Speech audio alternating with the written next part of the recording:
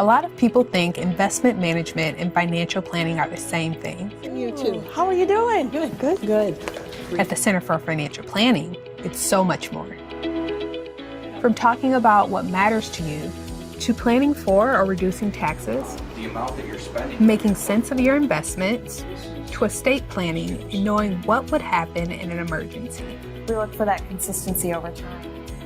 We have dozens of ways we can help you take what we call thought bubbles and get them organized so eventually your thought bubbles can be inserted into real life. Each of them would be consistent. Because that's what we do every day for clients just like you. After you meet with us, our goal is to make you feel confident in your knowledge and less stressed. You'll know that we're here to proactively take care of you, to be your accountability partner, to make it easy for you to get started and keep going. We do that so you can live your plan.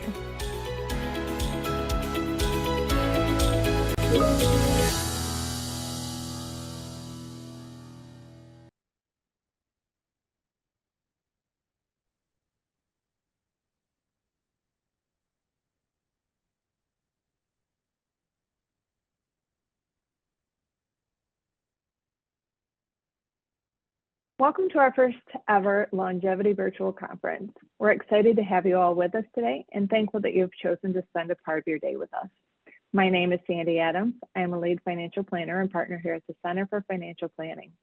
Joining me to host this conference today is Michael Brokavich, also a lead planner and partner at the firm. Many of you might be thinking why a financial planning firm might be hosting a conference for caregivers. A lot of what we do at the center involves planning, financial planning, tax planning, retirement planning, all types of planning to prepare you for finances for whatever life might be throwing at you. When you're better prepared, you have better peace of mind and are more likely to achieve your goals.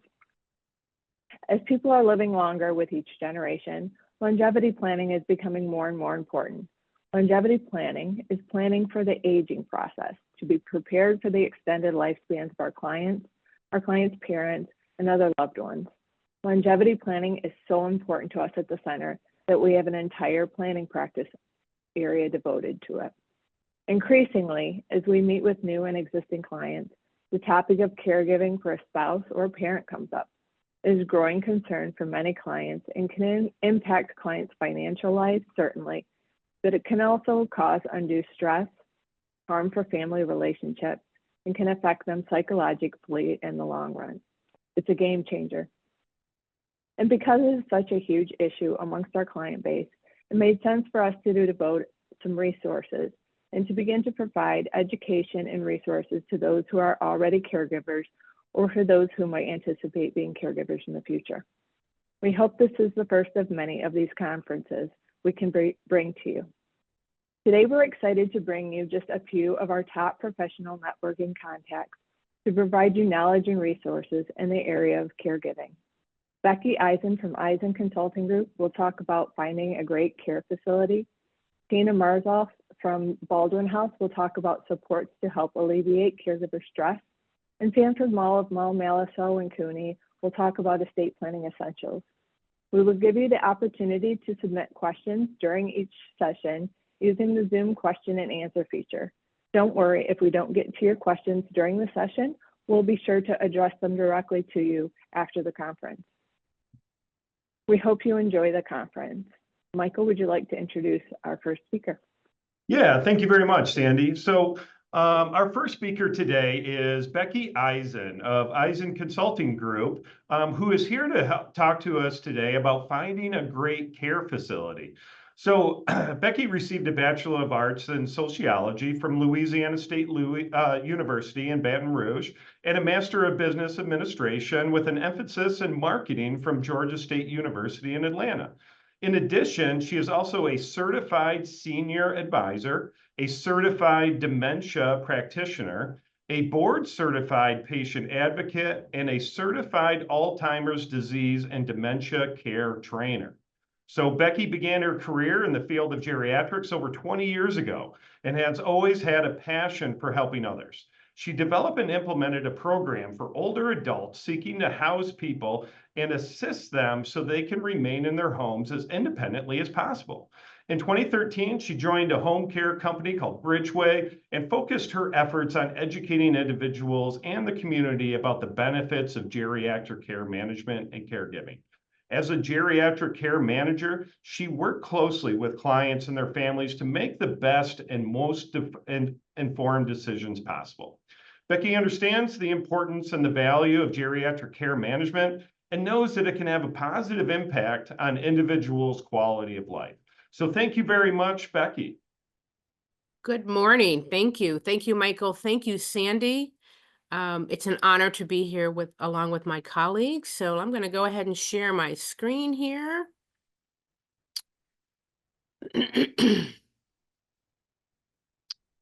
All right.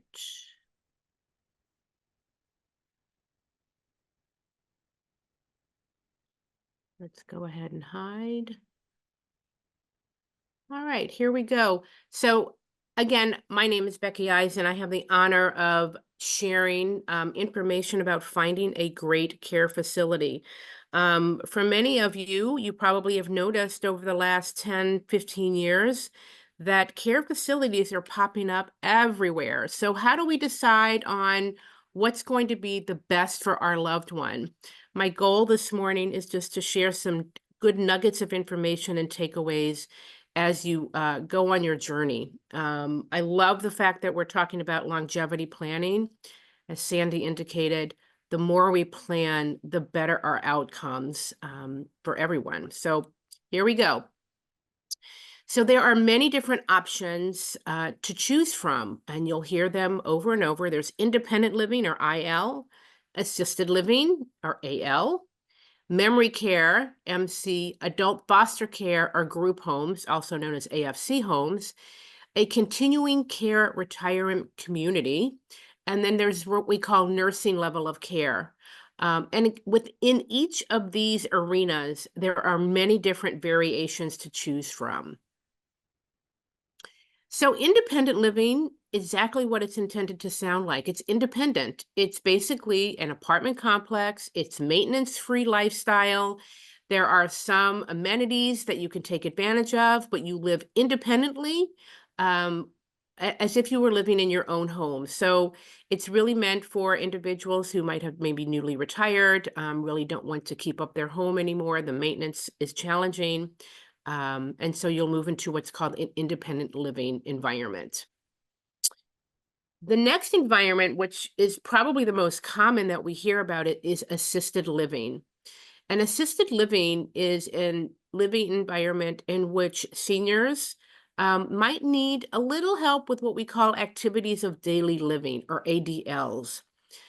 These activities include bathing, dressing, personal hygiene, medication management, and more. What's important to understand as we talk about assisted living is, and really with any of the care facilities, costs can be what we put it all inclusive, meaning you pay one price for everything, or a la carte, where it's rent plus care needs. So that's really important to know. If you or your loved one needs very little care and just a little bit of assistance, maybe some reminders and queuing, then maybe an a la carte model might be better financially. If your loved one needs a higher level of care, then an all-inclusive rate might be more appropriate. So these are some things to think about when you're looking. Memory care. Memory care, you have to have a specific diagnosis of Alzheimer's or another form of dementia. There are many different types of dementia, and Alzheimer's is probably the number one type of dementia, but you should and need a diagnosis to be living in a memory care facility. This facility is secured. It is locked to prevent wandering or individuals that might like to maybe be exit seeking. Most of these are, again, all inclusive, or some can be a la carte as well. Many facilities offer both assisted living and memory care under the same umbrella, but not all. The next type of living facility is what's called adult foster care or group homes, AFC. Some may know them as board and care. And what's really unique about adult foster care or AFC homes is it's a home that's been modified, and it's a regular subdivision. You might even have some in your subdivision and may not know it. But it's a group home, and supervision is around the clock. Usually there are 6 to 8 older adults in the home, and usually there's 2 people during the day, 1 person at night. And the care is much more hands-on than in a larger facility. A lot of people don't know about group homes, and when you're working with a professional, such as a geriatric care management or someone who helps with placement, they will know about group homes. What's important to know is that some are licensed and some are not. And you can find out through your licensing agent or LARA whether or not they are licensed by the state. So in nursing care, again, this is a very, very high level of care. This is really meant for someone who cannot take care of themselves anymore. They need help with bathing, toileting, dressing, sometimes eating. And a nursing level of care, sometimes they can accept Medicaid. The concept of Medicaid can be very, very challenging, and I highly recommend that you work with a professional, work with an attorney, work with a team of individuals who understand the Medicaid process, because it is very complicated. And what I'm finding is you can't just say, my family needs Medicaid. It is a very intentional process to become qualified for Medicaid care. So there are a few takeaways that I would love for you to remember. Number one, review your options. I think when you walk in, we look at the chandelier, we look at how beautiful the place is.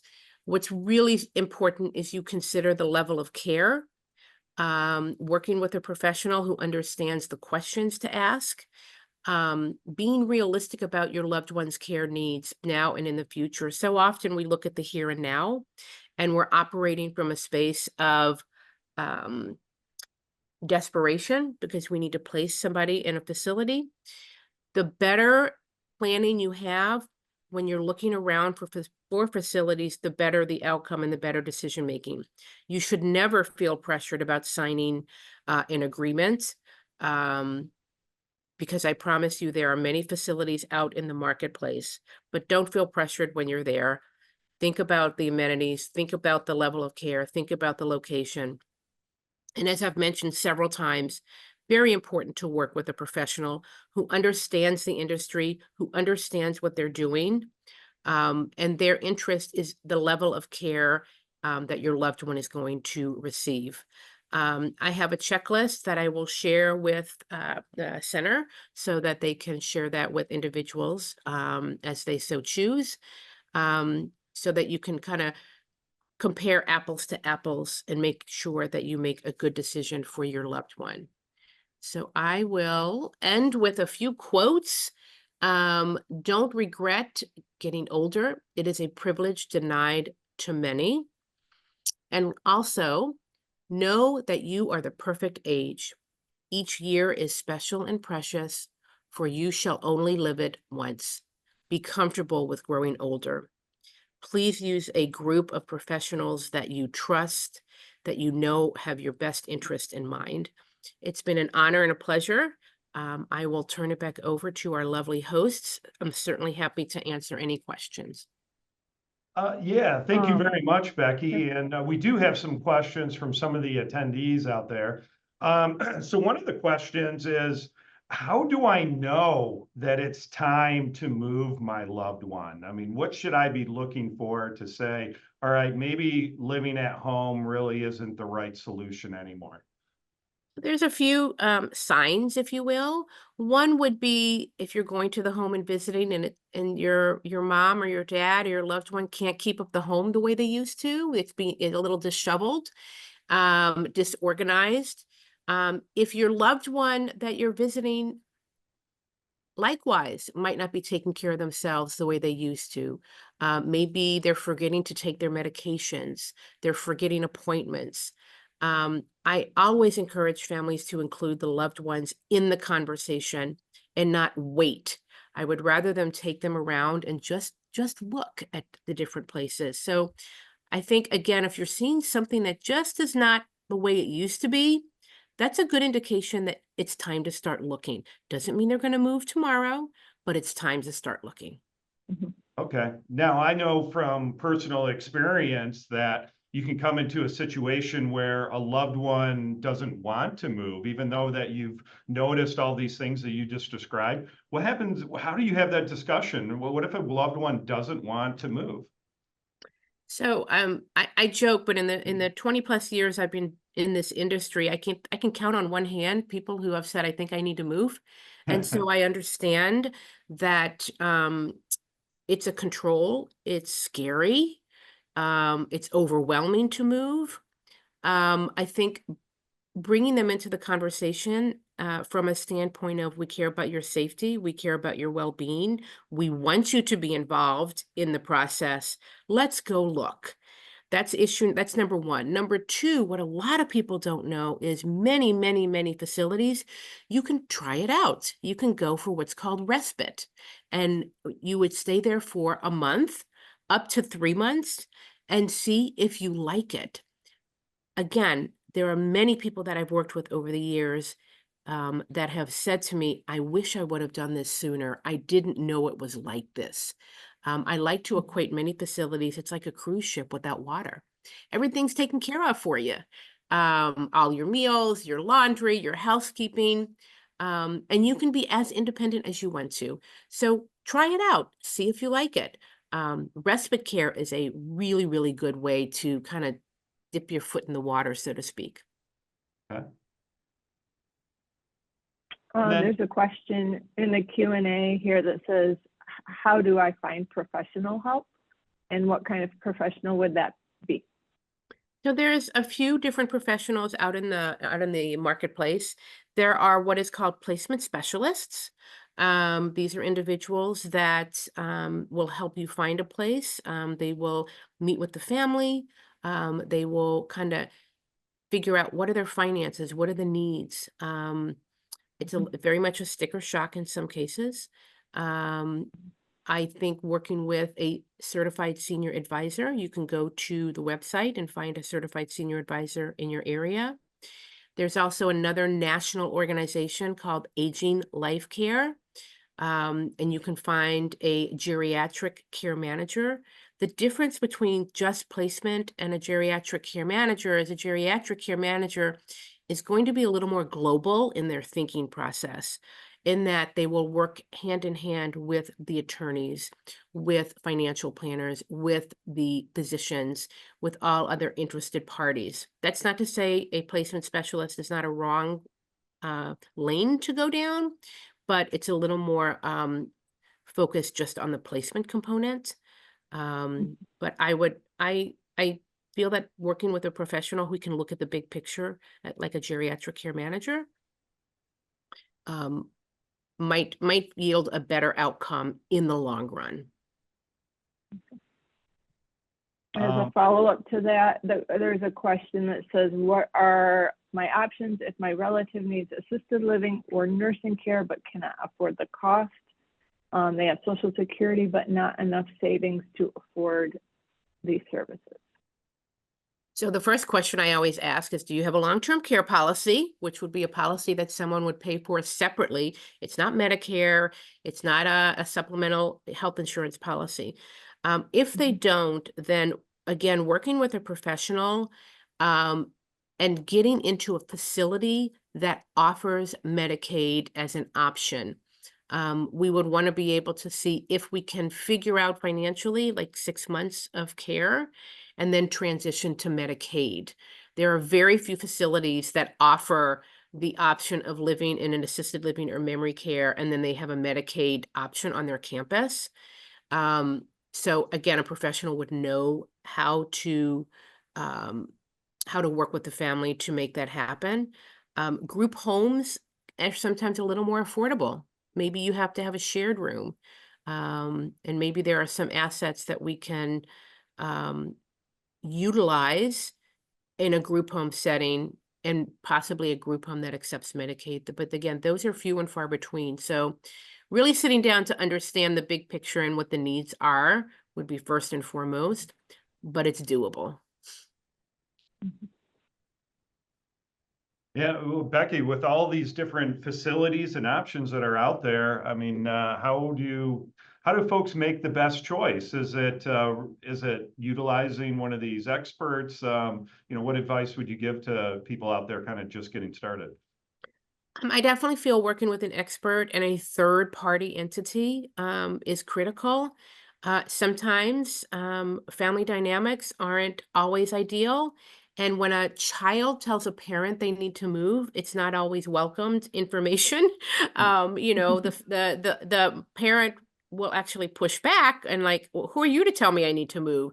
So when you bring in a third party entity that sits down with the family and explains options, first of all, it's accepted a little bit differently. Older adults like to listen to someone who is a professional and understands what they're doing. Also takes pressure off of the kids, because then there's less guilt. I'm not going to say there isn't any guilt, but there's less guilt.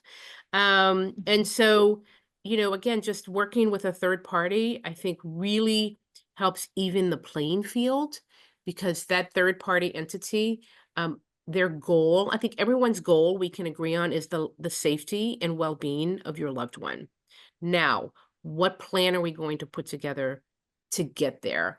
And so often, as I said earlier, don't look at this is beautiful. It's a beautiful place. But again, if you're working with a professional, they're going to know the challenges that each facility might have. And every place has their challenges, especially as far as staffing. Some of those challenges are greater in some places than others. So I think, again, it's so important to have a third party, and whether it's your financial planner, whether it's your attorney, helping you and guiding you, someone who lives it and understands it is going to really help you make the best decisions. So often people go for the lesser care because it's cheaper, but in the long run, I generally speaking, as the level of care goes up, your price goes up. That's why I talked a little bit about the all-inclusive. So if your family member needs a lot of care, then let's go look at the all-inclusive. That's going to be the bigger bang for your buck than an a la carte model. Okay. And if a loved one is pretty adamant about staying in the home, are there enough options for in-home care that somebody would be able to stay at home? I mean, what are some of the various options that people can choose if they want their loved one to stay at home? So if the loved one wants to stay at home, it's really important for them to understand the costs. Average hourly rate is between $30 and $35 an hour for private duty caregiving. And that is a private pay entity. Medicare does not pay for someone to come in your home to help you with bathing, toileting, and dressing, and maybe some housekeeping or run errands. That is called non-skilled or companion care. So really mapping it out. Let's see how much it's going to cost and how much care you're going to need. You can get the pendants, the emergency pendants, what they call personal emergency response system, which is I've fallen and I can't get up, buttons that can be beneficial. You can get cameras in the home where you can monitor your loved one. But bringing private duty care into the home and maintaining that on a long-term basis will probably be cost prohibitive for many people. But if your parents want to live at home and they're able to make their own decisions, then let's try and work with that but maybe keep kind of in the back of your head that, listen, mom and dad, we're going to try this and see how this works. Try it out for a little bit. And then if it doesn't work, maybe we need to try option B. And maybe that does look like moving. So again, bringing care into the home, it's very expensive. It's very hard to find good help. And in the state of Michigan, I think it's really important that our listeners understand that there's not licensure for home care, and meaning that anyone can open up a home care agency.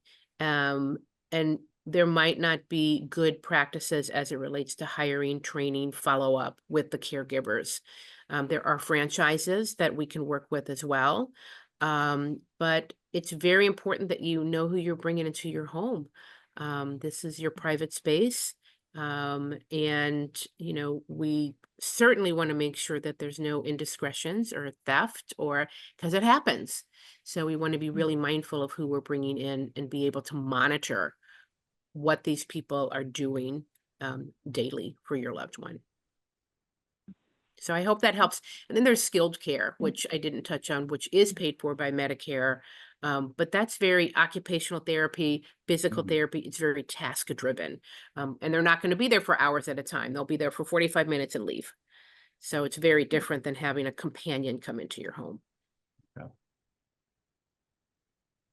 There was a question about how you will have access to the checklist that Becky mentioned in her presentation. Becky will be getting that to us, and that will be part of the follow-up that you receive as part of this Absolutely. So Absolutely. Yeah. We'll be getting that to you. Take notes, you know, and so you're comparing everything appropriately. Yes. Any last questions? We have about a minute left before we transition to the next speaker. So if you have any last questions, please put them in the question and answer feature. Any last comments, Becky, that you have? I think the only last comment is, and I know in the takeaways in the recording, I will absolutely provide a 30-minute consultation free of charge. I want people to make good decisions.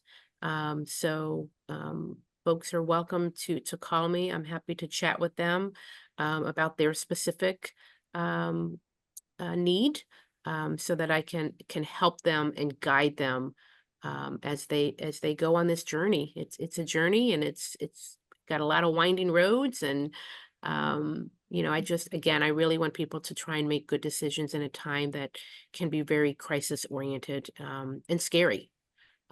So I thank you for the opportunity, and I hope people will reach out. Happy to try and help.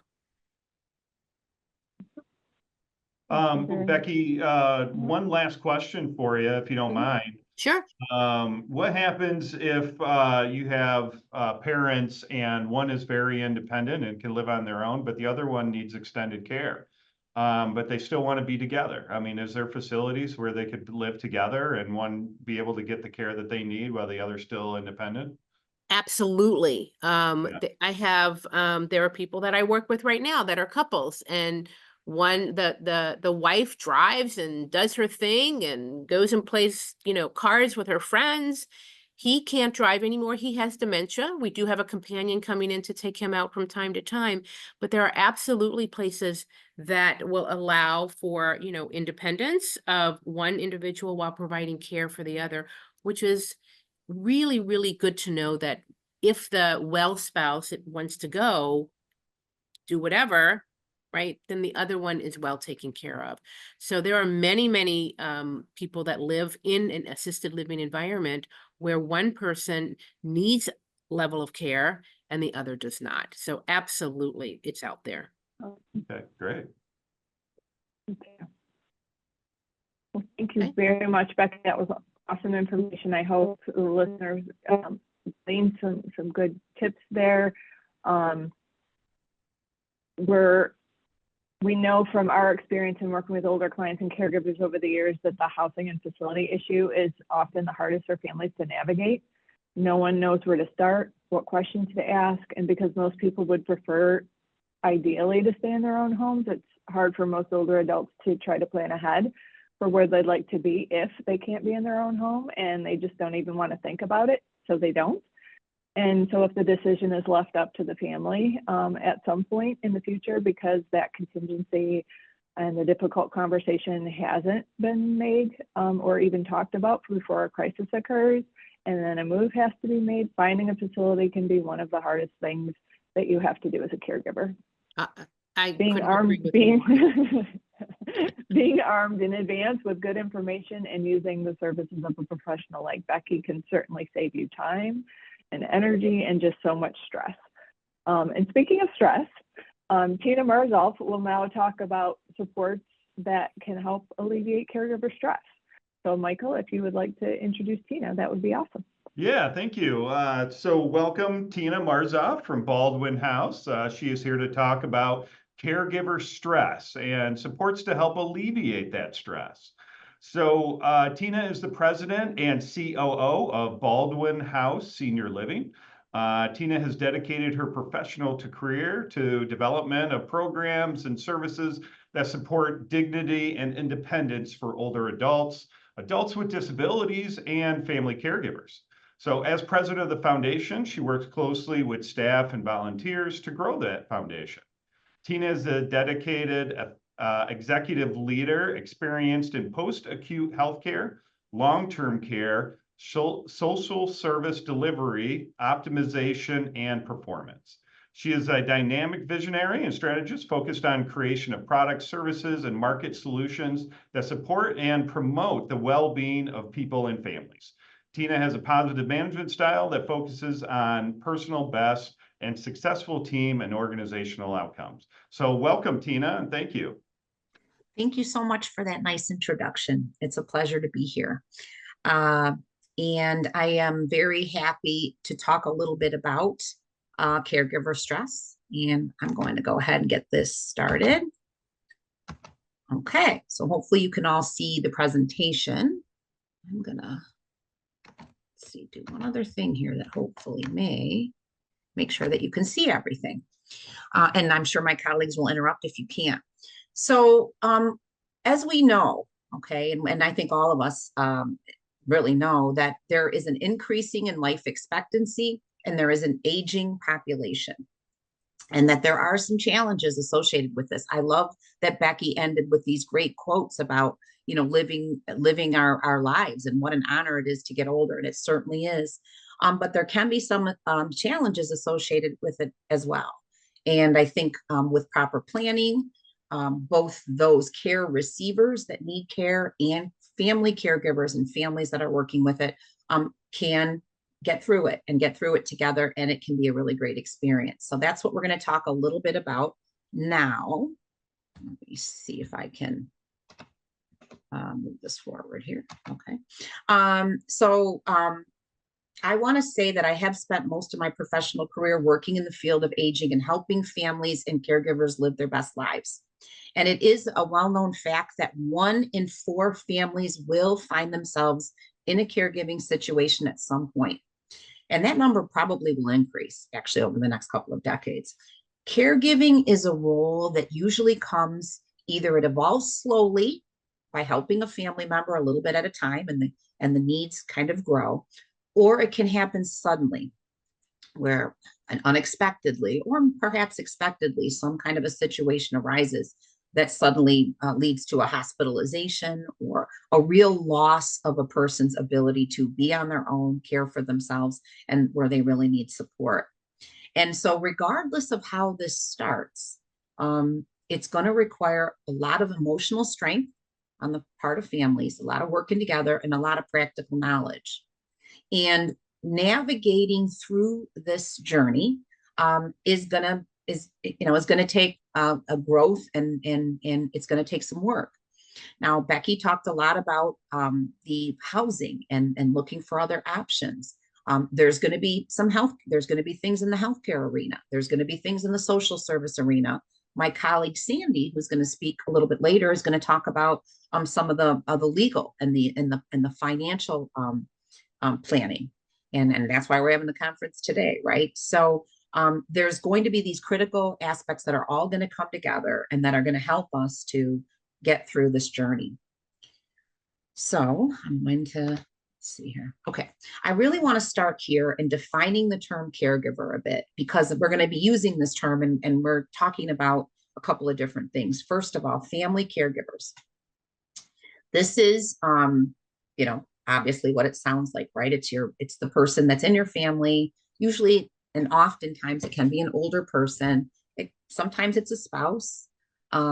It's generally someone that you're going to be providing various levels of care. It could be something as simple as errand running or driving to help with activities of daily living.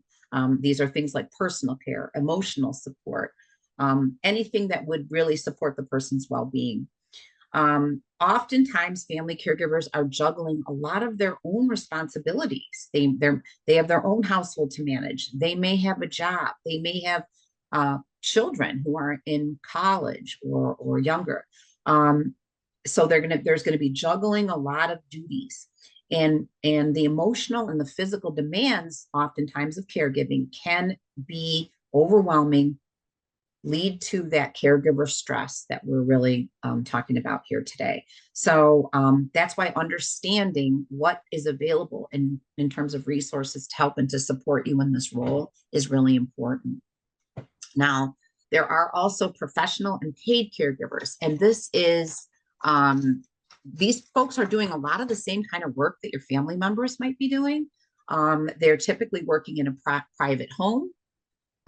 They are also working in a setting or in a community, like we talked about, all of those different settings. Very often you will see professional or paid caregivers working in that setting.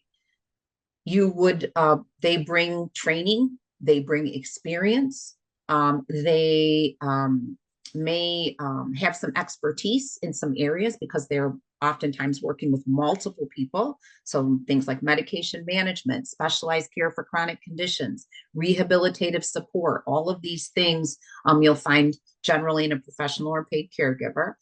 They may work for a company and come into the home, or they may be privately hired by families and asked to do things to support the person. Today, we know that there is a shortage of professional and paid caregivers, and the field is actively and at all times recruiting. And we see a lot of turnover in this field. And a lot of folks are working on different strategies to make the field more attractive because the need for folks in this field is continuing to grow. And I think, when you start off in the journey, you really have to weigh. Most people start off as a family caregiver, doing a lot of things for themselves. And sometimes as they work through their journey and their loved ones' needs change, they may do a combination of both, a family helping out and maybe someone professional coming into the home or seeking some outside of the home care. And we're going to talk a little bit about those options in a few minutes. So why do people and families experience stress? It really is due to the nature of caregiving. And it's physically and emotionally demanding. You take on a different role, maybe for this family member that you had in the past. And, it's not easy to see someone. Sometimes there may be pain involved. They may have their own emotional struggles with loss of their ability to do certain things. So this is a real time of change for families. We can expect in most situations, not all. So sometimes it's just a short-term thing. Maybe someone needs a hip replacement or a knee replacement. They need you to come into their home or vice versa, and you're going to provide a little care till they can get back on their feet. But if it is something that's chronic or it is, something more serious, it's going to be, can be a fairly long-term thing. And I think a lot of times families stumble into it thinking it's going to be a short-term thing, and it turns into a longer-term thing. And that definitely adds some stress. Depending on the kind of caregiving, especially if it's a memory care situation that we heard a little bit about, it could be a 24/7 job where it could even be difficult to sleep. Oftentimes there is, family dynamics that come in. So we usually see one family member or couple that kind of step up. Maybe others aren't very involved, and that one family member can get very, very vested. They may really see this as, this person helped to care for them at them one point. So this is their real responsibility, and they take it very seriously. And Sometimes it's hard for them to even, let others help because they have such a high level of expectation for how they really want this care to be delivered. That may then result in them having tough time finding time to take care of themselves and take care of their own responsibilities. They can get behind on other things that they need to do, or maybe their expectations for living, and that can add to stress. Maybe an inability to get out, to see friends, to even maybe do something as simple as maybe getting your hair done or other things. All of these things can lead you to feel a little bit isolated. You may feel guilty because you're feeling the stress, and you're wondering, why am I feeling this way? And that can also compound the stress, right? So you start beating yourself up a little bit for maybe not being as patient as you can be, or just feeling like you're having trouble with it. And I think that these are all very, very normal feelings. I would say that most caregivers that I've worked with over the past couple of decades have all experienced this at different and varying levels. And it's very normal to feel this way. And so let's see here. So what are some signs that you're experiencing it? Because sometimes folks get into this and they think, okay, this is my lot in life. I got to get through it. And they really don't even know that they're having caregiver stress. You often, if you really are, and it starts small and it can build and it grows gradually over time, particularly, based on how long the caregiving journey is. So if you find yourself feeling very exhausted, overwhelmed, anxious, those are probably the most common signs. You may, lose your temper and, have not be as patient as you would like to be with the person that you're caregiving for. This can particularly happen in memory care situations where people can get very repetitive, ask a lot of the same questions, have some challenging behaviors. We talked about isolation, sad, lonely, guilty, all the feelings that come along with wondering, why is this so hard? Once your sleep is affected, I mean, just normal, sleep, normally not getting enough sleep can make you feel, tired and exhausted and all these things. But if you find yourself consistently at night not getting enough sleep, or the person that you're caregiving for is interrupting your sleep a lot, this is obviously not good for you. Frequent headaches, other physical health problems. You may have some stomach issues, things like that. Not having enough time to do all those things that are important for you, right? Getting out and walking, or making yourself a healthy meal instead of just ordering a pizza. Going out to see friends, getting your hair done, going shopping, all these things that you would have maybe normally done, reading a good book. Before you entered into this caregiving role, you start missing out on those things. Personal care, definitely. If you don't even want to take a shower in the morning, that's not good, right? You're really starting to get worn down. And then of course there's drugs, alcohol, other things that can kind of, try to take you out of the role for a short period of time, but then end up, causing a lot of problems. So these are just the most common signs that you're having caregiver stress. There are other signs as well. So what should you do? How can you get your stress level down so that you can manage and get through it and be the best caregiver you can be for your care receiver? I'd like to point out the box on the right-hand side of this slide. And I'm going to say this, and I think that many of you may know this, but many of you may not. Family caregivers are more at risk for health episodes than care receivers. So saying it again, if you are a family caregiver, you are often more at risk with your own health than the person that than your care receiver, the person that you're caregiving for. So if you are experiencing those symptoms of stress, the best thing that you can do for that care receiver, that person you love, honestly, is to take care of yourself, and is to really recognize that you're having stress and to create a plan and to create an opportunity to bring that level down. So how can you do that? And I think that these things sort of build on each other, and, really, You can put them in you can put them together. You can, start with one that might, do one thing at a time, right? You're already sort of overwhelmed generally as a caregiver. What I like to do is I like to say to folks, create a list of all the things that you're doing for the person, and then see if you can find people to help with the things that you enjoy the least. Try to take those things off the list that are really, really tough, or those things that take a lot of time and, would just give you a little bit of daily relief. An example might be, for example, signing your loved one up for Meals on Wheels. It's one less thing to do. You don't have to cook for them one meal a day generally during the week. And if they're homebound, they would be eligible. That's one example. But it could be something like, maybe it's laundry. Maybe they're going through a lot of laundry. They have a lot of incontinence and it's just really tough to get the laundry. That's something that, someone can help with. Errand running, picking up, prescriptions, little things like that can take away some of those things.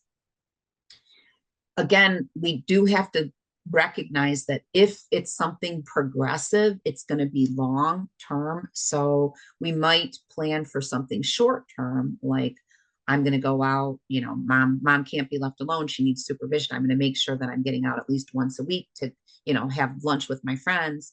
And if it does turn long term, we have to make sure that, hey, we're getting out a little bit more than that. We're going to need a little bit more of a break. Sometimes just talking to either a counselor or a support group of folks who have done this job in the past can really be beneficial to folks. And there is an organization, ageways.org. If you're not from Michigan, you can go to the elder care locator at the acl.org, and you can find and get yourselves connected to these support groups. Sometimes healthcare providers like Corwell and Henry Ford and things, they maintain lists of this as well. And a lot of these support groups will be online, like we're doing here today, or, it might be nice to, sometimes they even have an opportunity where they're, you can drop off your loved one in a little care center and actually meet with people. That may be a lot of work, doesn't always work for people, but it's possible. I think making sure that your physician, as well as the physician of the care receiver, understands this caregiving role is critically important. And so we don't want to just be taking our care receiver to the doctor. We need to be getting there and saying, hey, I'm having some trouble sleeping.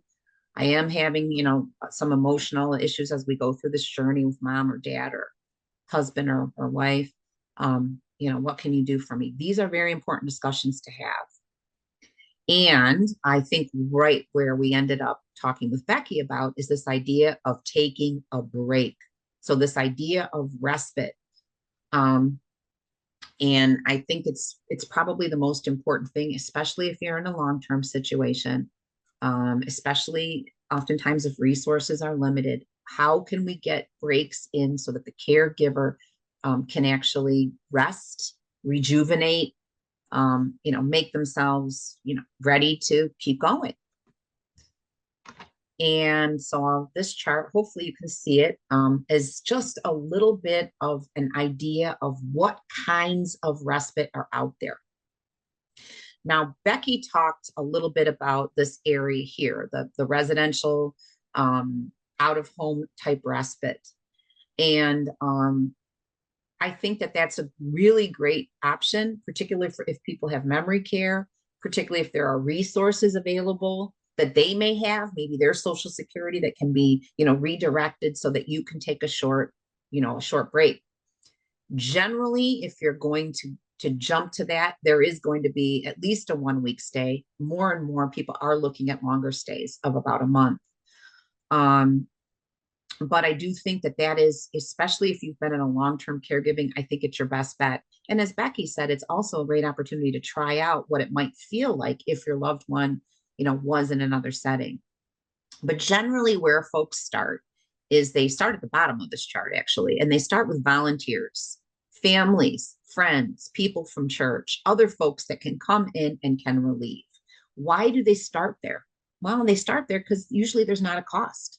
And usually we can give them small enough jobs that they can handle it. So maybe it is just a few hours of playing cards with your loved one, or watching television with them, or, driving them around or taking them for a walk outside if it's a nice day, or helping you out with some shopping and some grocery shopping and little things that, you know, can make a big difference. So it's easier for you to prepare meals, things like that. I think that that's normally where folks start, and you can really, if you've got a nice little network of folks, either at church or maybe folks that you've worked with in the past, it can be neighbors, it can be other family members, right? That you just say, hey, I really need some help here. I think this is where folks really start. And it's a good idea to start sooner rather than later when you're starting to feel the stress. So dipping your toe into allowing someone else to come into that relationship makes a lot of sense. In-home paid respite is when a caregiver comes into the home.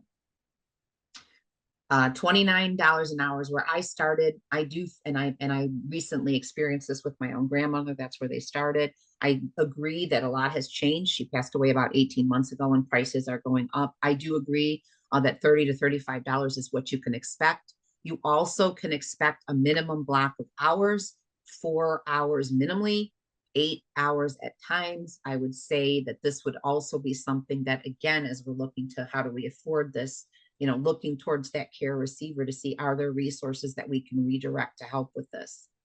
Generally, companies will license, bond, and insure the folks that come into the home. This can also be someone that the family hires to come in and to provide some relief. And now, again, you have to weigh that. If you're going to be doing something like that, this person won't be licensed, they won't be bonded, they won't be insured. And they, you know, the training, you know, maybe hands-on training, maybe they've had some experience doing this in the past. Generally, these folks advertise, you know, either through church or through maybe a local senior center. You'll see a little advertisements.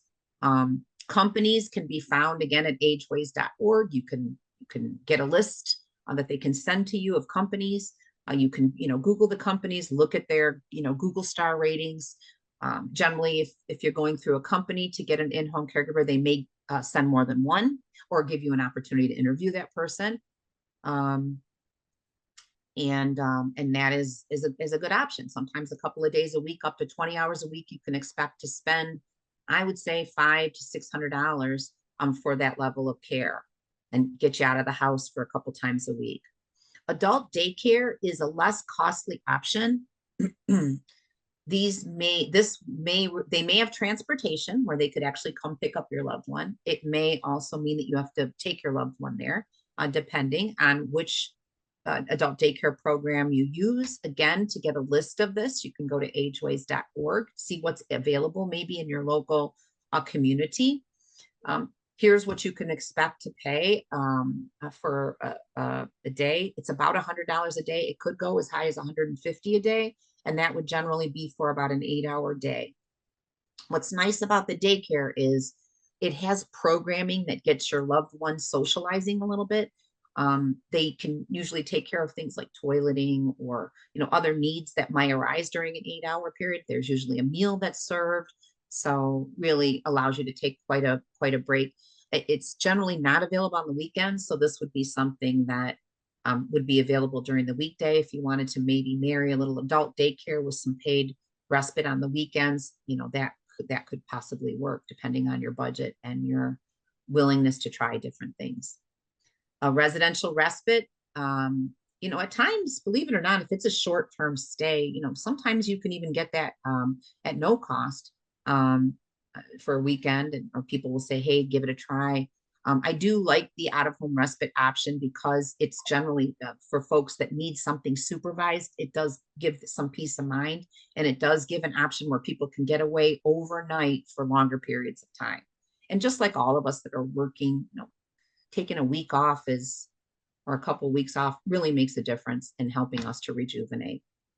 So those are the respite options. I call them a little bit of a rainbow of respite services. I think to explore those would really go a long way, particularly for long-term caregivers. And if it gets to be too much, when your own physical and your own mental health is compromised, it then does become time to consider some other longer term options. And it's not a failure. It's just, it's a necessity. And sometimes it is time to step back into that regular role that you had as a family member and take a longer term or permanent break from being that caregiver. One way to do that is seeing if another family member would be willing to step up. My parents did this in our family with my grandmother for about 20 years, where she stayed most of the time at our house, and then stayed with my aunt 4 months out of the year, generally in the winter. She would go to Arizona, and that really worked out well for a lot of years. And everybody was able to balance it and minimize stress. A longer term placement, and Becky went through a lot of different options there, and there's a lot of professionals that help families to do that.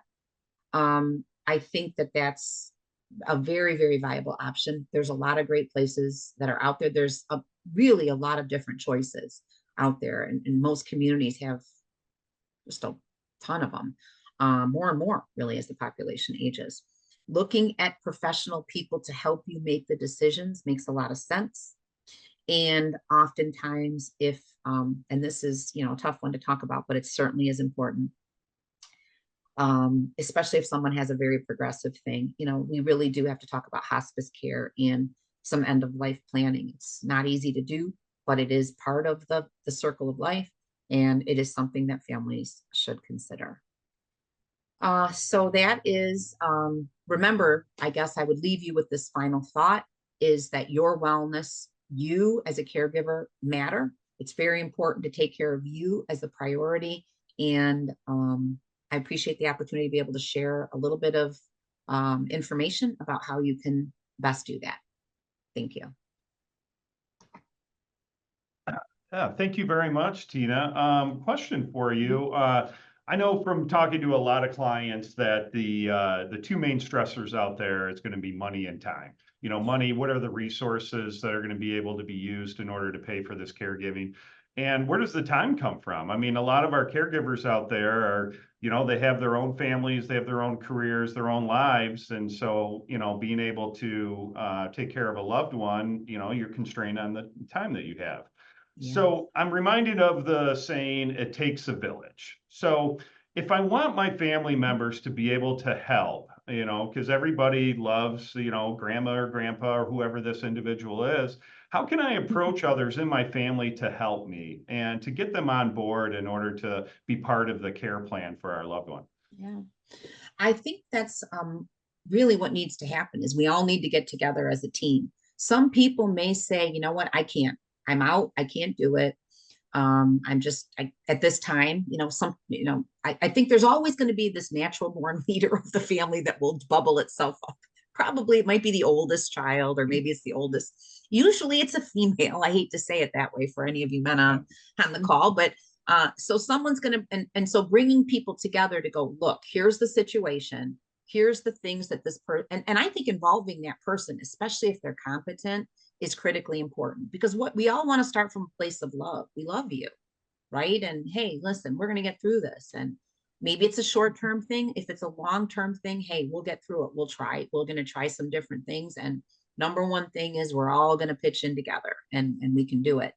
And, really, sometimes, it's going to be a matter of practical things. From the money perspective, you're right. The first thing we want to look at is that care receiver. What money do they have? If, and how are they using it? And so we may say it's in the apartment and the utilities and all those normal things. And we think about, can we redirect some of that revenue, right? And can we use it to help us out? The other thing we think about is the environment itself, right? If I'm the main caregiver and my house doesn't have a bathroom on the first floor, it's going to be really hard depending on, that person's status. So we have to think practically of resources that we have, time that we have, the environment that this person's going to need to recover. All these things sort of come into play. And what I like to do is to create the list, and then to say, I really like sharing responsibilities. I think by sharing, it's easier. It doesn't mean that, I think some people, kind of put themselves in that sole role, and they do it from a place of love every time. But I think then they're piling on this caregiver stress on themselves. So it's not easy to do. Communication is key. There are people that can help. I think geriatric care managers probably can help, right? But Becky talked about, she doesn't just place people, she works with families to help bring resources in. There's people at church, there's people in senior centers. A lot of senior centers have a whole division of outreach workers where they have people that, are available to consult with you on these matters. And I think short-term and long-term planning is important. Maybe we start out with, the one person, but then they go to Florida in the winter. So we need to have another family member step up and help out during that period of time. So communication is important. I do think families get very concerned and say, I have no money to contribute. They don't always want to get on the hook for that. And that's very understandable. Time, most people have more time than they do money. One of the benefits of COVID are things just like this, right? A lot of people are spending a little bit more time working in at home. It does make it a little easier for me to multitask. If my, and we're seeing this, we are seeing that some families are like, look, I'm taking a break. I gotta make my mom or dad a sandwich, and then, they can get back to work. So I do see a lot more creativity in how families are putting things together than I did prior to COVID. I'll tell you that right now. Prior to COVID, everybody was in the office all the time, and it was impossible, really, almost impossible if you were a working person, which most of us are, unless it was a short-term thing where, for a week I had to do something off-site. It was very hard to do some long-term stuff. But it's not easy. Each situation is unique as every person here is logged in to talk, right? We try to put some parameters around it, but if we are open, if we are loving, if we are, communicating and just, trying to understanding, sharing, being honest with each other, I think we get there. Okay, great. And then on the financial aspect, are there any government programs or any financial assistance out there that, outside of, maybe, qualifying for Medicaid that people can look into? There are. So, I'm going to say that's why I started with volunteers, right? So there's people out there willing to help. And really the biggest barrier to that is people asking for it. I hate to say it, but that's it. In terms of other government funding, there is the most well-known program I would happen to mention is called the Older Americans Act. It's a program where you don't have to be Medicaid eligible. It's kind of a gap filling program. Some of the, and they may fund things like volunteer caregiver programs, senior companion programs where people can come in. They may fund small amounts of in-home care for people to come into your home. It's going to be small. It may have wait lists. Going through Ageways or a local area agency on aging can give you the lists for things like that. And they can say, these are the options. But I am, much like the fact that we have very few caregivers, I will say that the need that people have is often far greater than the government resources available to help in the situation. It just is. So that's why we look towards people trying to help us qualify for things like Medicaid, to support us. That's why we look for the Medicare covered services like hospice and nursing care, which is short term, but these small things to help us fill the gaps. So I would say, I've said the word ageways.org. It used to be called the Area Agency on Aging, but I do think it's a great place to start for lists of any need that you have. They can talk to you on the phone. They can email you nice lists where you are going to have to do some work, but you can research and find out what might be out there to support you in your journey. Okay, great.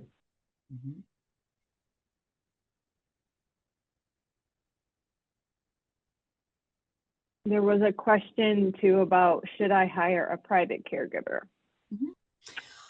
I think that's the challenge that families have. Why people hire private caregivers is primarily because they're cheaper than a company. Okay. They cost less. So you can probably get one for $15 or $20 an hour. You can also get them for smaller periods of time. You don't have to buy the 4 and 8 hour block, and you can spread that out. So that's why people do it. The challenges are that you need to understand they're not licensed, bonded, or insured. And so that's what yes, you can do that. Are there risks associated with it? There are. You have to get to know that person, that something may happen in that person's life, and suddenly you don't have a caregiver anymore, right? They're not a company that can add a backup, or if someone's ill, or other circumstances arise. So yes, you can do it. The number one place where you find lists of people that can do that are senior centers, generally in churches. Now, there is a program through Medicaid, if you're eligible, where you can actually hire your family to help you, believe it or not. So I think it's called used to be called Adult Home Help Program, and it's still available. But again, you're going to have to qualify for Medicaid. You're going to have to be very, very low income. And a lot of older people are, if they don't have a pension, they could fall into that category. So should you, it's your choice. I know people who do it. Yes. I know people who've hired them. I know people who are private caregivers. I mean, I've been around this field. There's a lot of people whose children grow up and they say, hey, I'm going to take Mary. I'm an errand runner. I clean her house. I do some of these other things, and it works out fine. But there's some risk to it.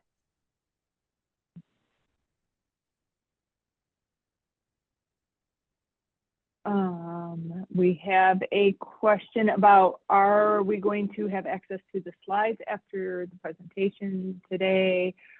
Yes, you're going to receive an email from us. If you sign up to receive the replay, you will also get all the resources that were shared today, including the presentations.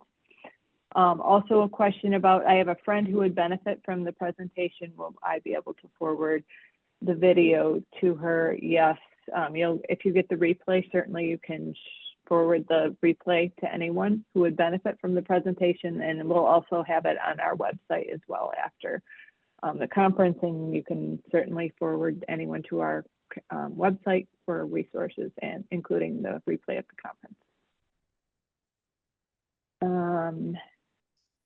And let me look and see if there's anything else.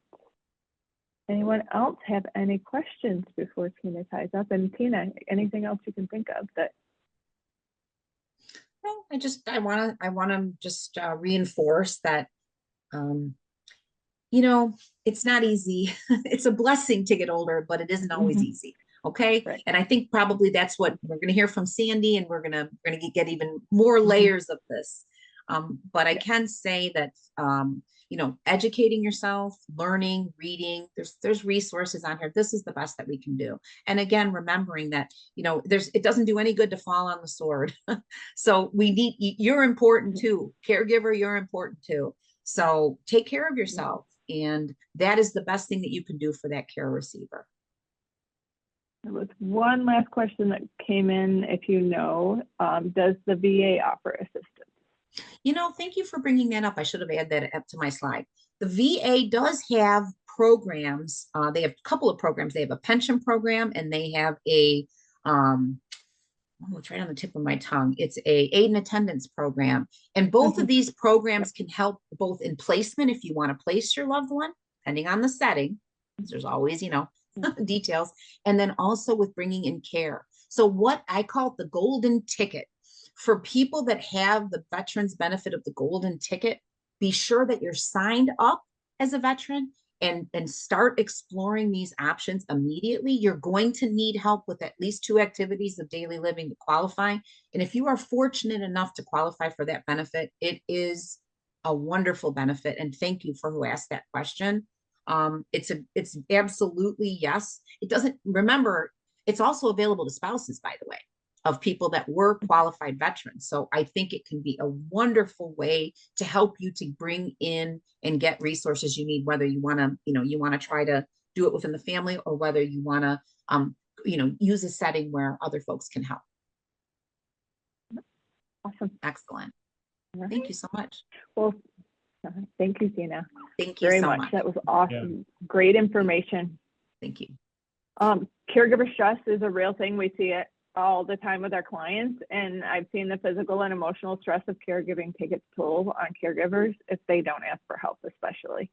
So many of us think we have to do it all on our own. If I'm honest, I'm one of those controlling personalities myself, and can see that happening if my parents were to start having to need help. So I can be needing a reminder.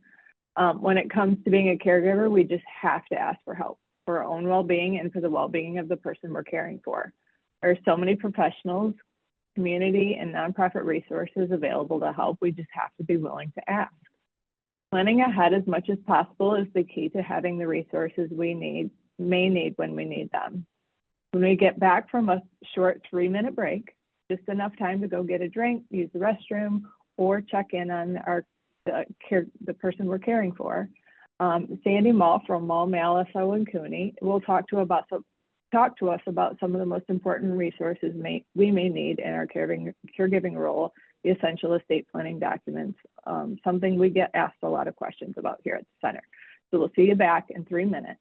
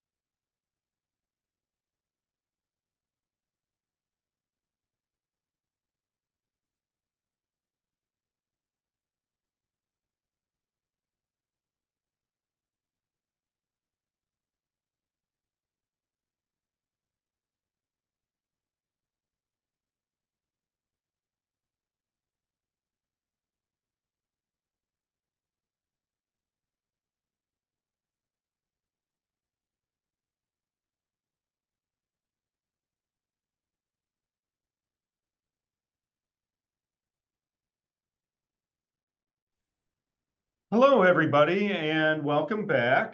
I'd like to introduce our next and final speaker of the seminar today. So Sandy Mall of Mall, Maliso and Cooney is here to talk to us about the essential estate planning document. So Sandy is the founder and senior partner of Mall, Maliso and Cooney, the holistic elder care, special needs, and estate planning law firm located in Farmington Hills. Sandy is a past chairperson of the Elder Law and Disability Rights section of the State Bar of Michigan. He is nationally board certified as an elder law attorney by the National Elder Law Foundation, a VA accredited attorney, and is a member of the National Academy of Elder Law Attorneys Council of Advanced Practitioners. Sandy is contributing editor and faculty for the Institute of Continuing Legal Education. Sandy is a member of the Beaumont Health Institutional Ethics Committee, Educational Subcommittee, and Teachers Law and Bioethics at William Beaumont School of Medicine and Oakland University. Sandy's credentials include the CELA and CAP designations, further distinguishes him in the practice of law as a nationally recognized expert in his practice areas of estate planning, elder law, special needs, disability planning and advocacy, VA benefits, Medicaid, Medicare, and probate and estate administration. He was also recognized by Worth Magazine as one of the top 100 lawyers in the country, and has been selected as a super lawyer, leading lawyer, best lawyers by U.S. News, and he maintains an AV rating in Martindale-Hubbell. He is a frequent speaker for the legal, accounting, healthcare, mental health, and financial advisory professions, as well as being the author of numerous articles and seminars on all topics within this area of expertise. So welcome, Sandy, and thank you for joining us today. I guess it would help to unmute my microphone when I'm talking. So thank you again for that introduction. Thank you to the Center for inviting me to speak. I appreciate the opportunity also to speak during this program with Becky and Tina. And I hope the information that we've presented will be useful to the audience. My presentation today, I was asked to talk about the essentials estate planning documents for people to have in place to help as their loved ones age. And so let's go and take a look at this. First of all, what happens if you haven't done planning? One of the things to remember, Ben Franklin said, failing to plan is planning to fail. We don't want that. We also have to recognize that, as you've already heard from Becky and from Tina, and you know yourselves, that this is not necessarily easy stuff to handle. And I always say it's a team sport. The more people you have on your team, the more experts that you have that you can rely upon to get good quality answers to your questions as and when they come up, the better off you and your loved one will be. So these are the kinds of things that happen when we don't have planning in place. Fear, what's going to happen? Guilt, I should have taken care of it. Confusion, we don't know who's on first or what's going to happen next. Shame, intimidation, easy to be intimidated through this process. All of us, if we're going through any form of medical procedures or processes, we know that we're all vulnerable. We avoid, don't want to deal with it, put our head in the sand and hope it goes away. Frustration, especially if there are multiple people trying to figure out what to do. Anger, I wish this had already been taken care of. Why didn't this get done? How irresponsible. I mean, think of all the things you might have sensed some of these things yourself. Assumptions being made over who's going to take care of what, but it doesn't get done. Overwhelmed. There's just too many things. We weren't prepared for the tsunami of what's going to happen. Conflict. I think we should do this. No, we should do that. Well, mom would have wanted this. No, she would have wanted that. She told me this. Expectation. I expected this all to be taken care of, but it isn't. And so I'm disappointed. These are just a short list of the emotional tax when people aren't prepared. So why are the estate planning documents so important? Because they give you control. They give you choice. You can maintain your independence and privacy. There's security in having these documents that are kept private and not having to go through the public process of guardianship and conservatorship in the probate court system. You're empowering the people that you trust to take the responsibility when you are unable to do so for yourself. That's a tremendously empowering activity, it's not always seen as that. It's a matter of how it's approached. As long as it's approached in the right way, the empowerment can really feel quite good, even to the family elder who is resistant. A certainty, we know what to do, it's written down, we know who's in charge, we know where things are, we've got control. Communication, it opens up that possibility for communication. And I know there was a question earlier about what do you do if you have resistance in entering into the communication process. And the answer I think that Becky gave was absolutely right on, and I agree. Facilitated communication helps. I was also trained in mediation and family mediation work, and I can tell you that very, very often it's not the message, but the messengers. It's not necessarily what needs to be done, but how it's talked about. If you have if the need for facilitated communication, that's certainly an available option. And with good planning, you can also include asset protection options so that it makes it possible that if and when the time comes, some of the concerns that were raised about, we don't have enough money, we don't know how to get into this type of a facility or that type of a facility, can we actually qualify our loved one for Medicaid or VA or any other program that's out there?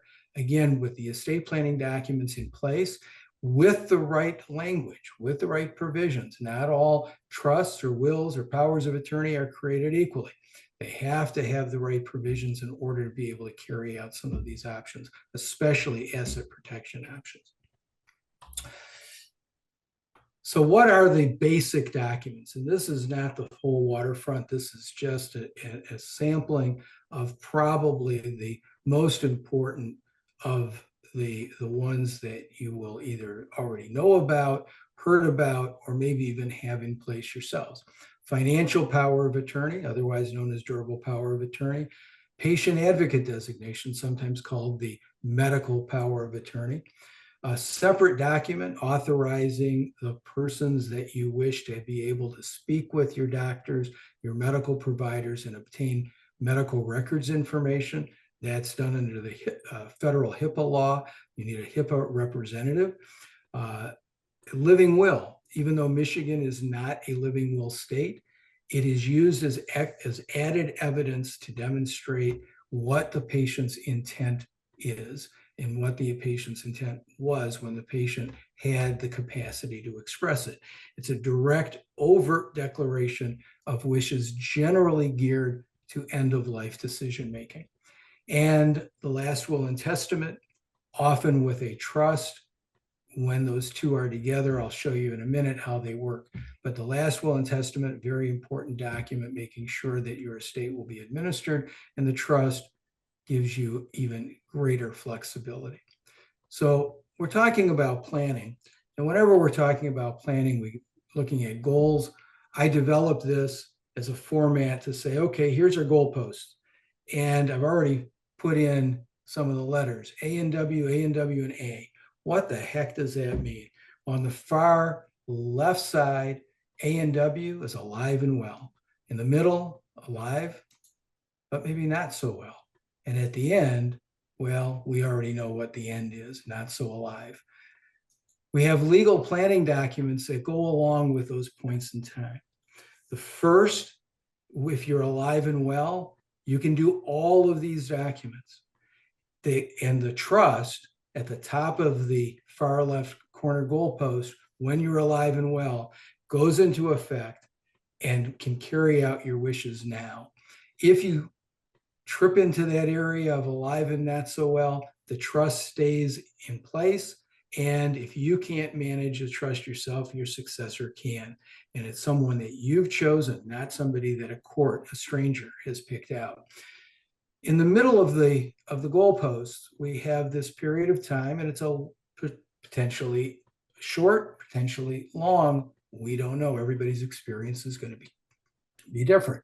But we do know it's more common these days that it does take longer period of time where medical science can keep us alive and it can keep us still able to be here, but not necessarily be taking care of everything we need to do for ourselves. So that's a spectrum. I call it the spectrum disorder of being not so well. You might need help with grocery shopping one day, but you might also get to the point where you might even have to be on hospice. So there's a full range of possibilities. But during that period of time, when you cannot manage things for yourself, when you cannot make those choices for yourself, you need surrogate decision makers to do that. If you don't have the durable power of attorney in place, medical power of attorney in place, naming the people that you trust, that you know are going to carry out your wishes the way you want, you have no choice but needing a guardianship and or conservatorship to take care of making decisions for you for care and to take care of your finances. These two documents, the medical and financial powers of attorney, avoid the need for the probate court process and avoid the attendant time, expense, and possibly conflict, and the possibility that a complete stranger could be in control of your life. And at the far end, on the right-hand side, we have the will. Notice that that goes along with after you're gone, because the will has no legal effect while you're alive. So most people who think about estate planning say, yep, got to get my will.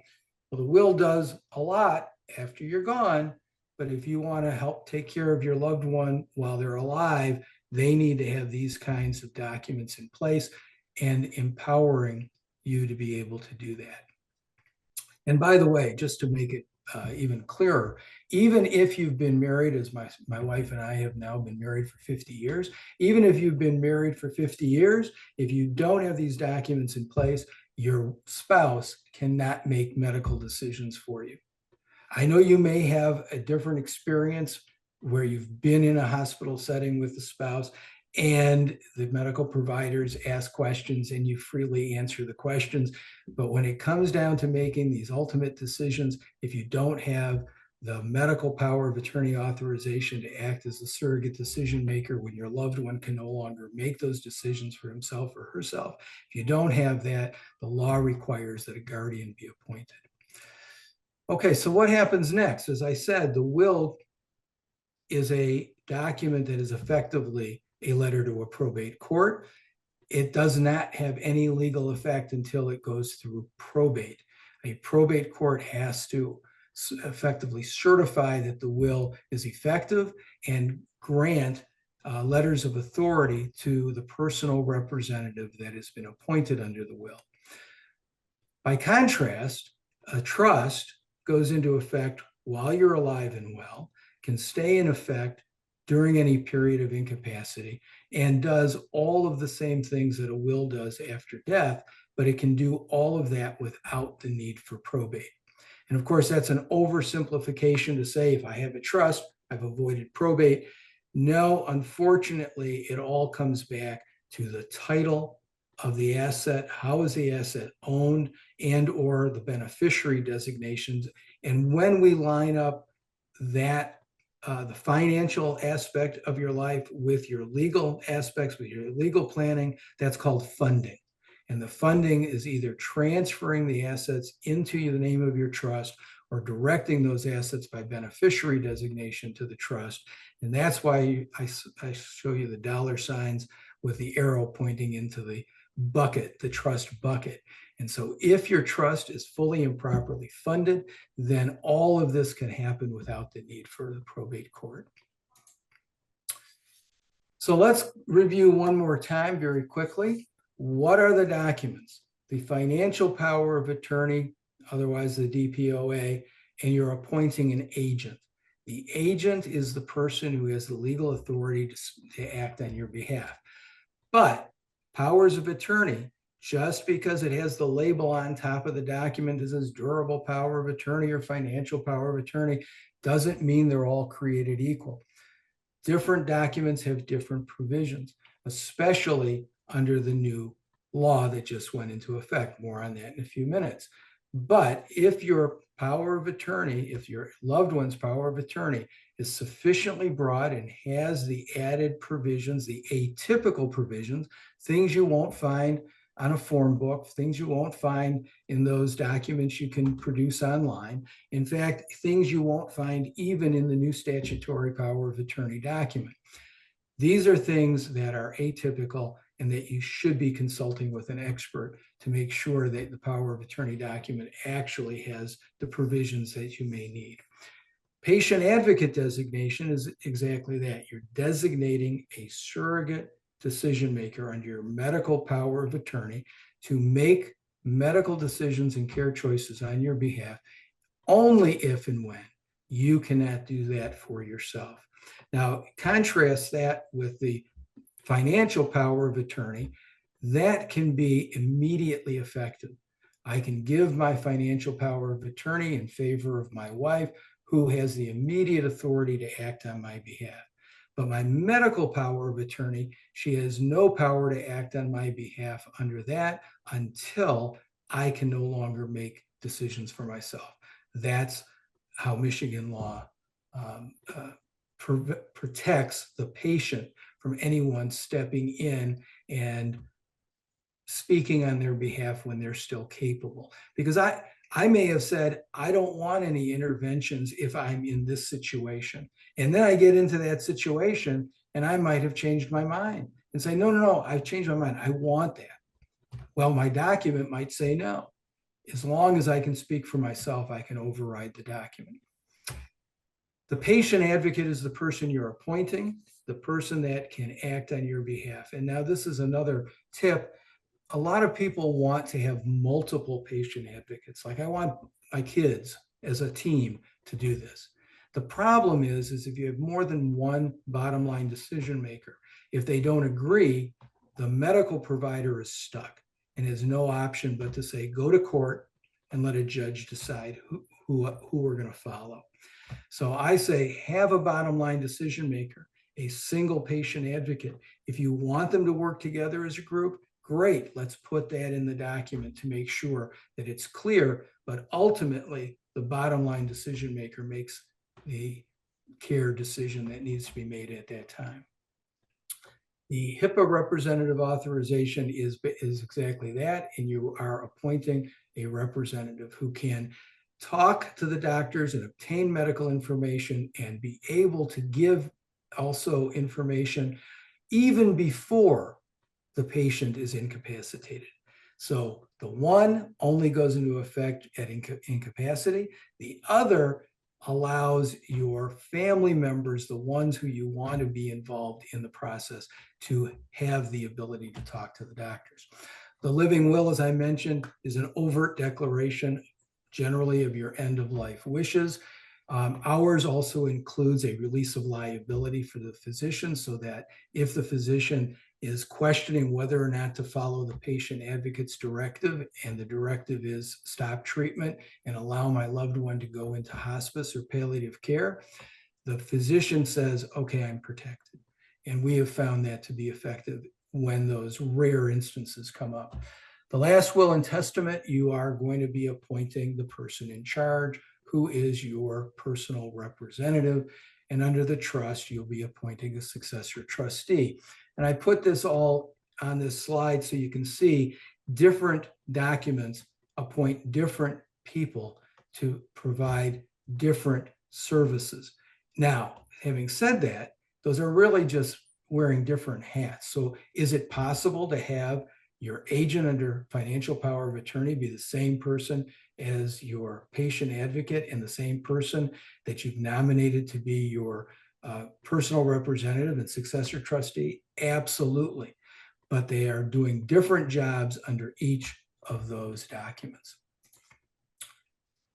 I'm going to spend a little bit more time talking about the two, remember, the ones that were in the middle of the goalpost. These are the ones that carry out your wishes when the drama is unfolding during lifetime. So one, the financial power of attorney empowers the agents. And remember, whenever you're acting as a fiduciary, whenever anyone is acting as a fiduciary, they have the following responsibility: act on the behalf of the person who appointed them, act in their best interest and for their benefit, right? Those are very, very important guidelines. And failing to do that is really a breach of the fiduciary duty. You can authorize your agent to carry out additional asset protection and preservation planning to help you reach your goals. So, for example, if your estate plan gives whatever you have to your loved ones, and you want to make sure that there's going to be something left, but your cost of care is going to likely wipe out your estate, it is possible that your agent under power of attorney can carry out additional planning to help provide for the asset protection so you don't literally run out of money. And more important than just leaving it to the next generation, if you have your own money to help back you up, even if Medicaid is paying the overriding or overwhelming cost of care, if you still have some of your own money protected, it gives you a great deal of additional options. You can have additional caregiver support. You can have transportation to family events. You can have your bed holds paid for if you're in a nursing home. And more importantly, you don't have to rely on your loved ones to dip into their pocket and become a burden. If gifting is desired, it has to be specifically authorized in the document. It, as I said, helps avoid the need for a conservator. But if there's any conflict, if there's any question, if there's any dissension among the ranks, and there needs to be a conservator appointed so that that person who's acting on your behalf has the added support of the court behind them, the document can also specify that while I was alive and well and while I was thinking about it, I wanted to make sure this person would be my conservator, not anybody else. Also, it's important to know many of us already have these documents in place. That's great. Unfortunately, or there's also changes in law that come up, even if your family circumstances are identical and nothing has changed. In this case, we have a new Power of Attorney Act that went into effect July 1. So that's brand new. There are some new requirements under that statute. Your old powers of attorney are still effective, but there may be some things that a third party like a bank, a broker, or other third parties that where your agent may need to act on your behalf, that may need to do a couple of other things in order for that document to be accepted. Under the new law, if everything is done the way it's supposed to be done under the new law, the third parties are obligated to accept it and are protected. Under the old law, that wasn't the case. And so if it's a power of attorney document that was not done with the same formalities as are required under the new law, the third party financial institutions and others may not necessarily be obligated to accept them in the same way. Medical power of attorney or patient advocate designation is the other really, really important document. And I say this is the one estate planning document that everyone over the age of 18 should have. Doesn't matter whether you have money or you don't. It only matters that somebody has the legal authority to make medical and care decisions for you if you are in a situation where you cannot make them for yourself. And I've had that happen to me in my lifetime. I've even had my family members have that happen to them. We all got better, but during the period of time when we couldn't make that decision, if we didn't have these documents in place, we would have been in the probate court. And you know who's in charge in the probate court, right? It's not you and it's not your loved ones. It's a judge. And we don't know on any given day what a judge might decide, depending upon what facts are put in front of the judge. So we want to have this in place. When you're no longer able to make the decisions for yourself, the person that you've identified is able to carry out your wishes. The document, the patient advocate designation, can be very general. I name my daughter, or it can be very specific. And I'm directing my daughter to do these following things on my behalf. This is my intent. This is what I want. It may include end-of-life decision-making. Doesn't have to, but it generally does. It may include the authority for mental health care. Very important, very, very important. The older documents don't have this. And many even of the newer documents will only mention something to the effect that my patient advocate has the authority to make mental health care decisions, but it's lacking some of the other statutory provisions that are required in order for that to be followed and to keep you out of the probate court system. So the most important thing is this type of planning helps avoid the need for having third parties coming in and second guessing what you would have wanted, how you would have wanted, who you would have wanted. And it makes sure that you're chosen people that you respect, that you trust, are in the position to be able to make decisions for your behalf and on your for your benefit. And the HIPAA representative authorization, again, as I said, is that document that fills the gap between this one that only goes into effect when you're incapacitated. This goes into effect even when you're not incapacitated and you've specified particular persons who have that authority to talk to doctors. All right. Well, I ran through that very quickly. I know that was a lot of information, and I hope that it was helpful. Are there any questions?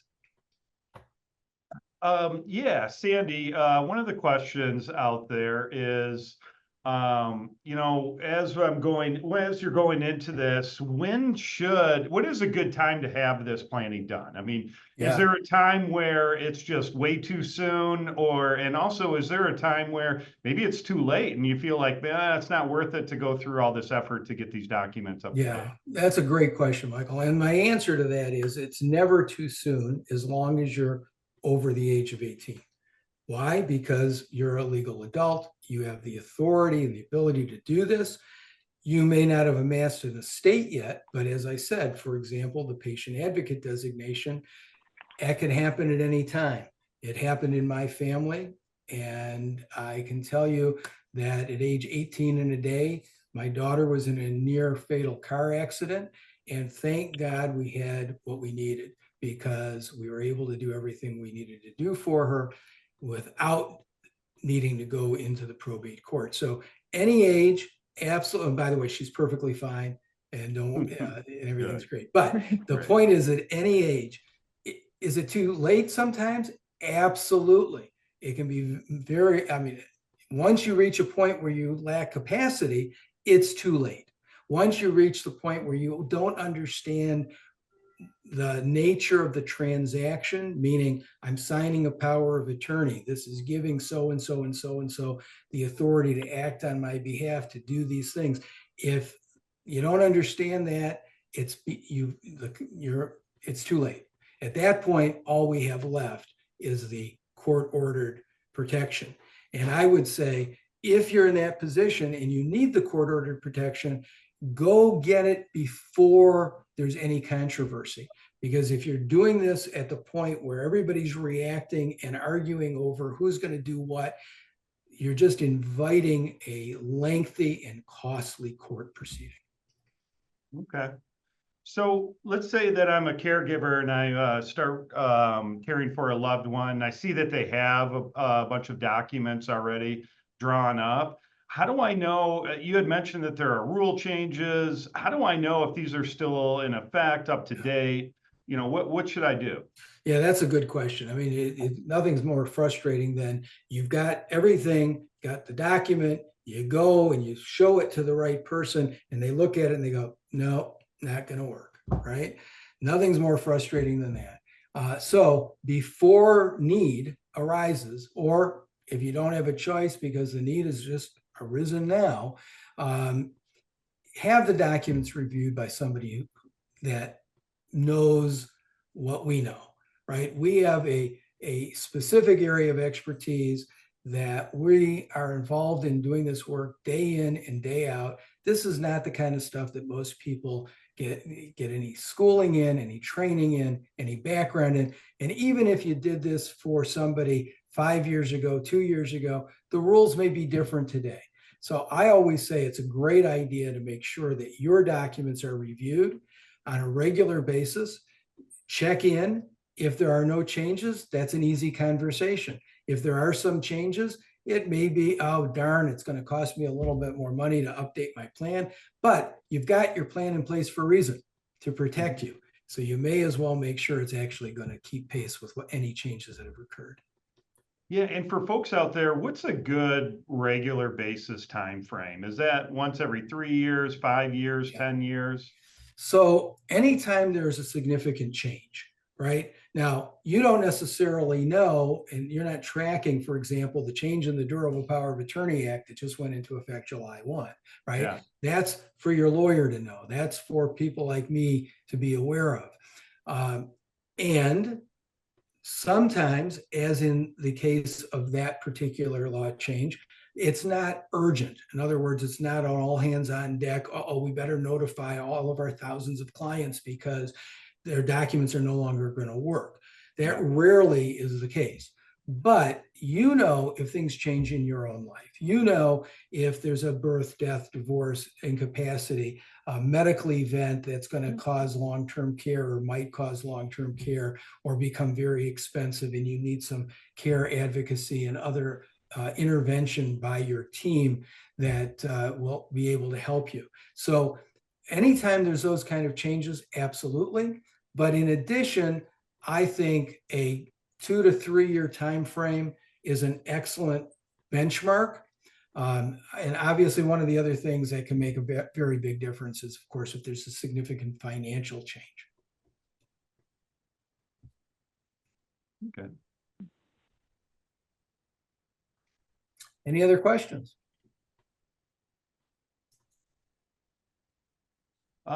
Yeah, a question out there. So for a younger child, so not necessarily a child, but let's say a 30-year-old wants to go out there and be able to get medical power of attorney, advocate designations. Is there kind of a lower cost way that they could do this online? Do they have to go to an attorney? Well, you know, I hate to sound like a hammer that thinks everything is a nail, but here's my take on that. Yes, there are documents out there. Are they, will they necessarily work for younger people? Everybody's created differently, right? I don't know what the needs might be, but if we're talking, and I'll call these not the management of the estate so much, but protection of the individual. So financial and medical powers of attorney. Now we do that in our office, and in our office we call those the living docs, right? Those are the living documents. When we do that for a younger family member, you know, our fees are significantly lower. And so if you're looking for a no-cost option, I guess my only other thought about that, and I've not vetted all the services that are out there and looked at them, and I can't really bless any of them because I don't know what the specific needs are of the individual. I don't know what their circumstances may be. If it's somebody who has very little in the way of money and is otherwise very healthy, then I would say yes, there are form documents. There is now a statutory form of financial power of attorney as part of the new statute. So that statutory form can be used. I think it can be very misleading and confusing, but the question is, do they exist? Yes, they exist. And the medical power of attorney documents, absolutely. There are not only the state of Michigan Medical Society has a form that's also signed onto by the Michigan Hospital Association, the Osteopathic Society, and the State Bar of Michigan. And frankly, I use that form in my practice together with other documents. But even that document, which is straightforward and is designed for people to fill out on their own, there are questions that come up. And often my clients do need counsel. But there's that form, and there's also the 5 Wishes form. That's another nationally recognized form that's out there. I have a question for you. It's not in the chat, but so how often do you recommend to clients the utilization of the immediate power of attorney if you have clients that are, you know, using children for a lot of caregiving, they're assisting their, you know, parents with a lot of, you know, financial help and things like that versus the springing power of attorney? Yeah, well, it's a great question, and it is very typical. For example, if I've done planning for 50-year-old couple who have young kids, and you know, 20 years later, 30 years later, they're in their 70s and 80, right? At that point, things have changed, or at any point where things change. Yes, when we review the documents and we go through this meeting with our clients, we're reviewing their financial circumstances, we're reviewing their funding, we're reviewing their health circumstances. And often we're making a recommendation. All right, your financial power of attorney was springing, but it looks like you're leaning more, or that, the possibility is you're going to lean more on help for the kids. Let's make it presently effective. Let's make it immediately effective. So there's less hoops for them to jump through. Absolutely. Yeah. I've had a lot of those conversations. That's why I wondered if you also have those conversations. And by the same token, we will also often elevate the successor trustee to a position of either sole trustee or co-trustee. Or a co. Right. And that again takes some of the pressure off of the family elder, the person who's needing that help. And it makes it much easier for the family to step in and help. Yeah. Exactly. Okay. Great. Anything else?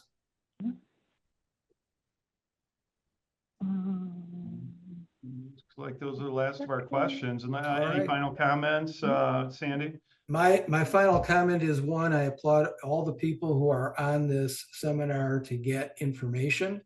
And you know what you do, you know what they define, how they define information that you don't use? Useless. Right? That was obvious. Yes. So you've got information. Yeah. It's now the challenge for people out there to do something, right? If you've already got team members in place, line them up and make sure that they can address these issues. If you don't, maybe it's time to look to build that team. This team sport is, there's no wrong door if you've got the right members. All right. I appreciate the opportunity to have presented. And as I said before, I hope the information is useful. Thank you. Yeah. Thank you, Sandy. That was great information. We at the center review estate planning documents with our clients regularly and often recommend that they be updated for various reasons, and we'll send them to great estate planning attorneys like Sandy. But it's very often that it's something that clients have to be prompted to do several years in a row, because it's not a very fun topic to have to address. How often when a client is aging, it becomes more and more critical that the documents stay updated. If a client is at some point becomes cognitively unable to sign them or make changes to their documents, any needed changes will no longer be able to be made. And that could leave a client or a family in a bind. Working with a qualified estate planning or elder law attorney to make sure the right planning is in place is crucial. And we want to make sure that your loved one can be well taken care of. So that's why it's such an important topic. Michael, why don't you take us out of the conference? Yeah, so I just want to thank all of our speakers for their valuable information today, and also for all of you out there spending your valuable time with us. We hope that you receive some valuable information and resources. Although longevity planning is a relatively new category, it's not new to us here at the center. In our 40-year history, we have helped clients plan for all stages of life. We believe that comprehensive longevity planning is the key to a full life for our clients and their families.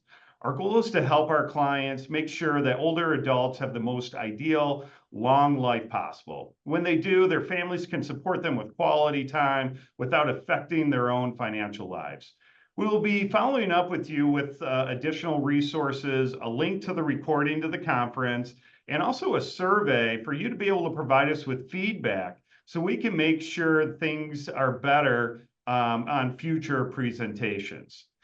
We also plan to provide you with continued information and resources on these important topics, including this type of conference annually. All right. And we'll also be sending out all of these slide presentations to you and make those available as well. So in the meantime, should you or anyone you know have any questions or need individualized planning, please reach out to us for help. This is what we love to do, and we'd love to be able to help you and your family. In addition, please feel free to reach out to any of our speakers individually to either follow up with them or to ask them about the services that they provide. Thank you all again for joining us, and we really hope to see you again soon.